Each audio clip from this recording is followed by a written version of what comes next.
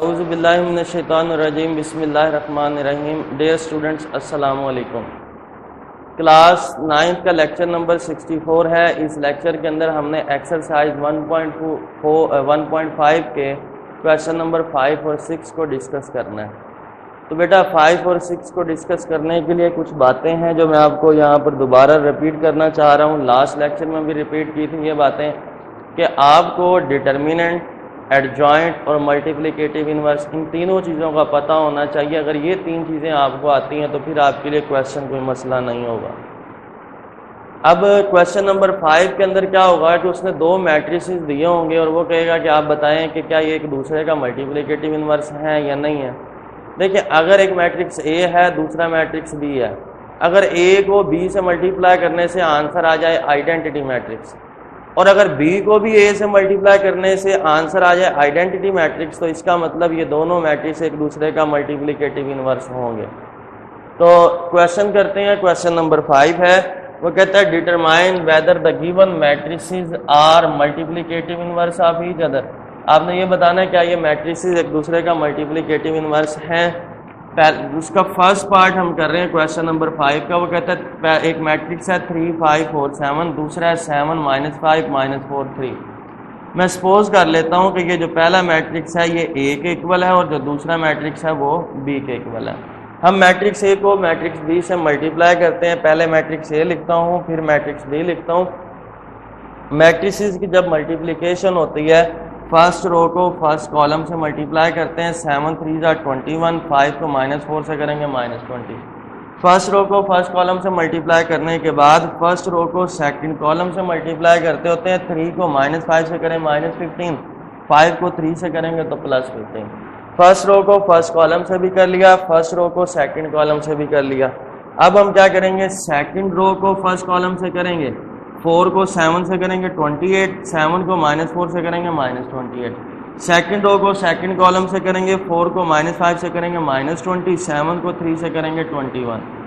बेटा 21 में से 20 माइनस करें, आंसर 1। -15 से +15 कैंसिल, +28 से -28 कैंसिल, आंसर 0। -20 + 21 आंसर 1 आ जाएगा। इसको हम नाम दे देते हैं इक्वेशन नंबर 1 का। अब मैट्रिक्स बी को ए से मल्टीप्लाई करते हैं। सबसे पहले हम मैट्रिक्स बी लिखते हैं, उसके बाद हम मैट्रिक्स ए लिखते हैं। फर्स्ट रो को फर्स्ट कॉलम से मल्टीप्लाई करते हैं। 7 को 3 से करेंगे 21, -5 को 4 से करेंगे -20।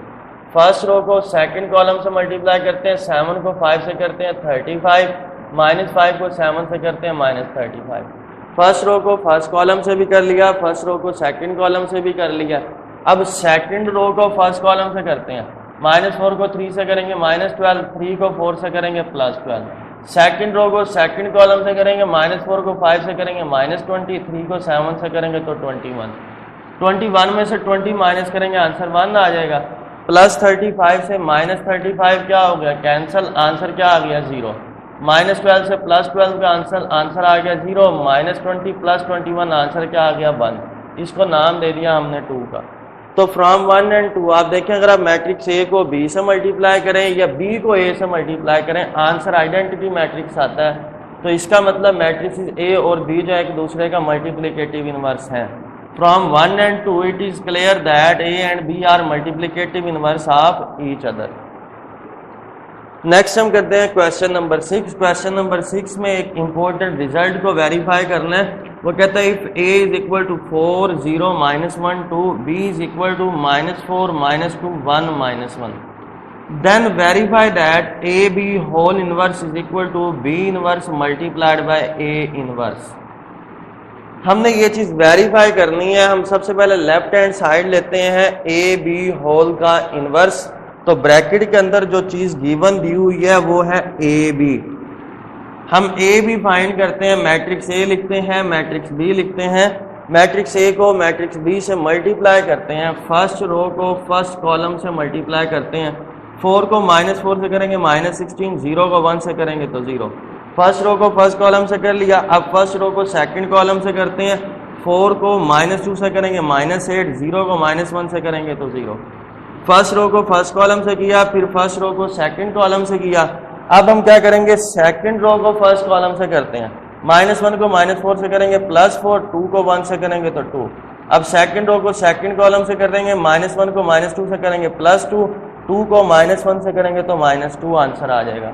16 में 0 ऐड, -16 + 0 आंसर आएगा -16, -8 + 0 आंसर -8, 4 + 2 आंसर 6, +2 से -2 कैंसिल आंसर 0।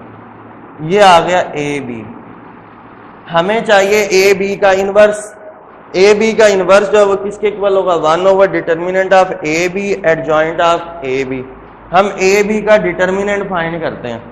-16 को 0 से मल्टीप्लाई करेंगे, माइनस का साइन लगाएंगे, 6 को -8 से मल्टीप्लाई करेंगे। यहाँ पर मैंने लिखा हुआ है कि -16 को 0 से मल्टीप्लाई किया, माइनस लगाया, 6 को -8 से किया।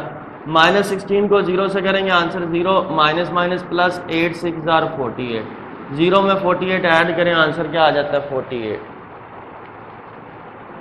ए बी का डिटर्मिनेंट फाइंड कर लिया। अब ए बी का एडजॉइंट फाइंड करेंगे। मैट्रिक्स ए बी था हमारे पास, ये डायगोनल एलिमेंट्स हैं, इन दोनों को रिप्लेस कर देंगे। 0 इधर आ जाएगा, -16 इधर आ जाएगा।